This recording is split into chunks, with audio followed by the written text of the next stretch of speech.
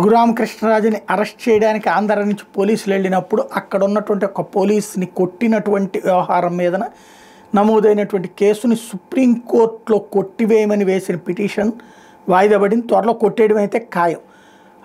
ఏదైతే విధి నిర్వహణలో ఉన్న తన మీద దాడి చేశారంటే ఒక కానిస్టేబుల్ తమ మీద నమోదు చేసిన కేసును కొట్టేయాలంటూ వైకాపా ఎంపీగా ఉన్నటువంటి సమయంలో రఘురామకృష్ణరాజు ఆయన కుమారుడు భరత్ దాఖలు చేసిన పిటిషన్ మీద విచారణను సుప్రీంకోర్టు 3 వారాలకు వాయిదా వేసింది.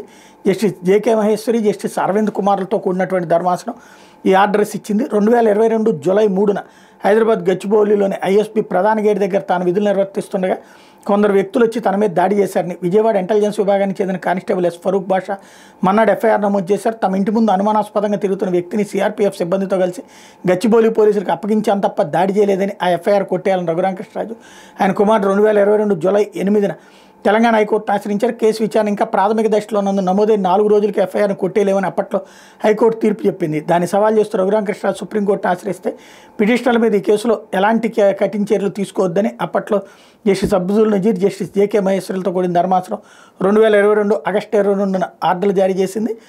ప్రతివాదులకు నోటీస్ ఇచ్చింది. అప్పటి నుండి ఈ కేసులో కానిస్టేబుల్ తరపున న్యాయవాదులు ఎవ్వరూ హాజరు కాలేదు. దీంతో ఈ కేసు బాధ్యతలు తమకు ఇటీవలే అప్పగించారని, అందువల్ల వకాలత్నామా దాఖలు చేయడానికి గడువు ఇవ్వాలని కొత్త న్యాయవాది కోరడం ధర్మాసనం ముందు అంగీకరిస్తూ తదుపరి విచారణ 3 వారాలకు వాయిదా వేసింది. రేపో మాపో అది విత్డ్రా చేసేసుకోవడం ఏదో ఒకటి జరుగుతుంది.